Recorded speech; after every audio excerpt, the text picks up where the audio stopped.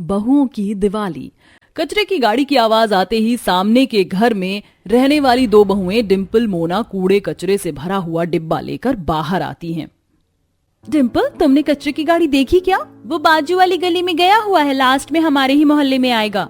दोनों गप्पे मारने में लग जाती हैं। सुबह का समय है। जनता कॉलोनी के मोहल्ले में शोरगुल का माहौल छाया हुआ है। किसी गली में सब्जी वाला शोर मचा रहा है तो बाजू के मोहल्ले में सब अपने घर से कचरा निकाल कर डाल रहे हैं। जनता मोहल्ले का रोज का दिन इसी दिनचर्या के साथ शुरू होता है। इस मोहल्ले में ज्यादातर बहुएं रहती हैं। मोहल्ले के परिवारों की हालत कुछ ऐसी है कि एक दिन पहले लड़ाई झगड़ा हो जाता है और दूसरे ही दिन बोलचाल भी शुरू हो जाती है।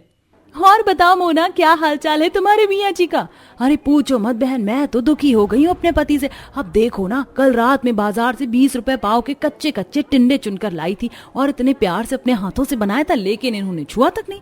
भगवान की कसम, इन नाशपतियों के इतने नखरे हैं कि पूछो मत। अरे मेरे वाले का भी हाल कुछ ऐसा ही है। तोरी नहीं खाते, टिंडे नहीं खाते, क्या बनाऊं समझ में नहीं आता। ऊपर से दिवाली का त्योहार आने वाला है। अब तो हम बेचारी बहू का सारा दिन सफाई करके बैंड बजेगी। बिल्कुल ठीक कहती हो तुम मोना। हर बार हमारी सासू माँ पतिदेव हमको दिवाली की साफ सफाई में भिड़ा देते हैं, बिल्कुल भी तरस नहीं खाते। तभी ऊपर की बालकनी से दोनों के पति गुप्ता जी और शर्मा जी ताका झाकी करते हुए कहते हैं, देख रहे हैं गुप्ता जी, ये मोहल्ले की बहू कैसे एक दूसरे से चुगली चपाटी कर रही हैं। हाँ शर्मा जी, एक यही टैलेंट तो लुगाइयों में कूट कूट कर भरा होता है और सफाई की आड़ में हमारी चुगली हो रही है। अरे ओ मेरी माँ की बहू, जल्दी से घर में आ जाओ, माँ बुला रही हैं।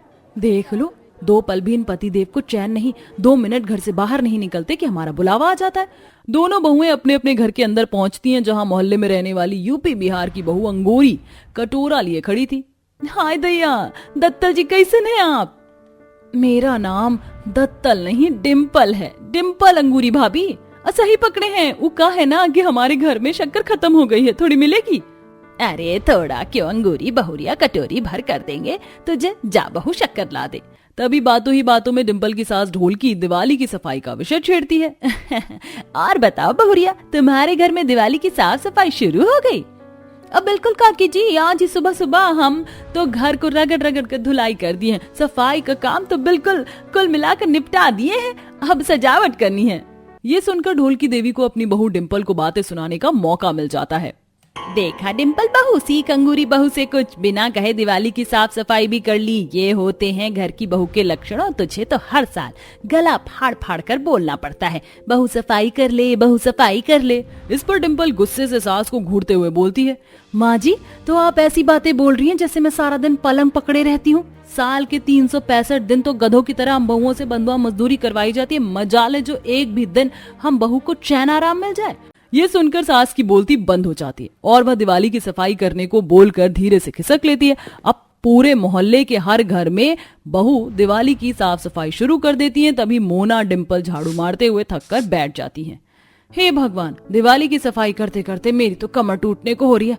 अरे मोना, तेरे घर से बड़ा कचरा निकला है। सालों का कचरा इकट्ठा करके रखा था क्या घर के अंदर?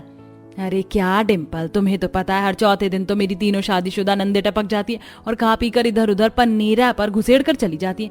मायके आती हैं, मरी भैंस हो जाती है। मोना की ये बात उसके पीछे दरवाजे पर खड़ी सास शीला सुनकर भड़क जाती है। मैं अंदर जाती हूँ, अभी दिवाली की सजावट करनी है, बड़े काम पड़े हैं।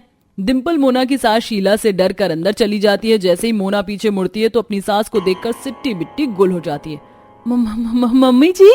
क्या बहू रानी? उस पड़ोसन की बहू से अपनी नंदों के बारे में चुगली कर रही थी और वो भी मिर्च मसाला लगाकर बड़े मजे से लेकर सुन रही थी। चल और पकवान बनाने का सारा सामान जाकर ले आ। इसके बाद मोहल्ले की सभी बहुएं मिलकर राशन स्टोर पर दिवाली का सामान लेने जाती हैं, जहां त्योहार के चलते काफी भीड़ थी।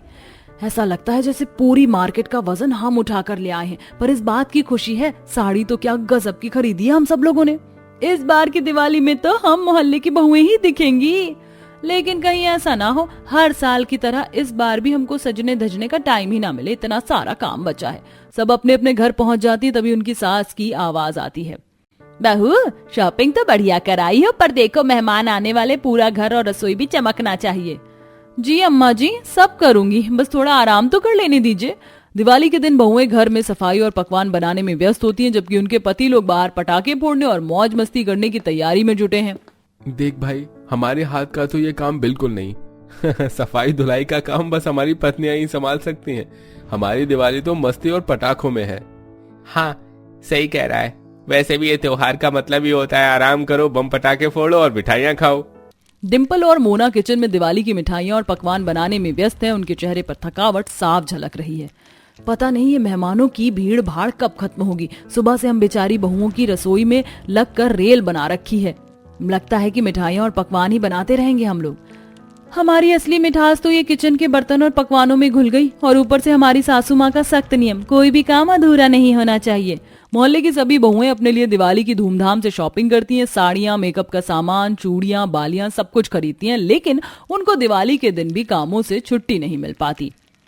इतने दिनों से सोच रही थी कि इस दिवाली सजी धजी लगूंगी, पर देखो सजने धजने का वक्त ही नहीं मिला। हाँ, हम तो अपने घर की लक्ष्मी हैं, बिना सजे धजे ही घर के कामों में रमी रह गई। तभी सास वहां आती और बहुओं को यूं थका हुआ देखकर बोलती है, बहू जब इतनी मेहनत कर ही रही हो तो थोड़ा सज सवर भी लो। देखो घर सजाना ही काफी नहीं, तुम लोगों को भी तो त्योहार के रंग में रंगना चाहिए, वरना घर में जो मेहमान आएंगे वो क्या सोचेंगे। बस खाली बातें करवा लो, तैयार तो हम तब होंगे ना जब हमें कोई टाइम देगा रेडी होने का। सुबह से तो किचन में लगे पड़े हैं। बेचारी बहुओं का सारा दिन दिवाली की भागा दौड़ी में बीत जाता है। ऐसे में जब भी कोई मेहमान घर आता है तो उन्हें चाय पानी बनाना पड़ता है, इसलिए उन्हें खुद के लिए सजने संवरने का टाइम भी नहीं मिलता। वहीं बहू के चेहरे पर दिवाली की तरह रौनक या खुशहाली नहीं थी। वो सब उदास और मुरझाए चेहरों में पुरानी साड़ी पहने हुए थी, क्योंकि उन्हें अपने लिए टाइम नहीं मिला था। सभी लोग एक साथ बाहर खड़े होकर दियों की रोशनी का आनंद ले रहे होते हैं। दिवाली की खुशहाली और रोशनी घर की बहुओं से होती है, क्योंकि वही तो घर की लक्ष्मी होती हैं। आओ चलो सब साथ मिलकर दिवाली मनाते हैं। दिवाली की रात जब सभी मिलकर दियों की रोशनी और मिठाइयों का आनंद ले रहे होते हैं तो सास और बाकी परिवार वाले बहुओं की मेहनत की सराहना करते हैं। बेटा, इस घर में इतनी रौनक लाने का श्रेय तुम बहुओं को ही जाता है। हमने बस पटाखे जलाए, मिठाइयाँ खाई, लेकिन तुम लोगों ने पूरे घर को सजाने और संवारने में कोई कसर नहीं छोड़ी। हाँ, हमारी बेटियां तो घर की लक्ष्मी है, सारा काम करके भी कभी शिकायत नहीं की, और आज के बाद तुम लोग अपनी खुशी का भी ख्याल रखोगी।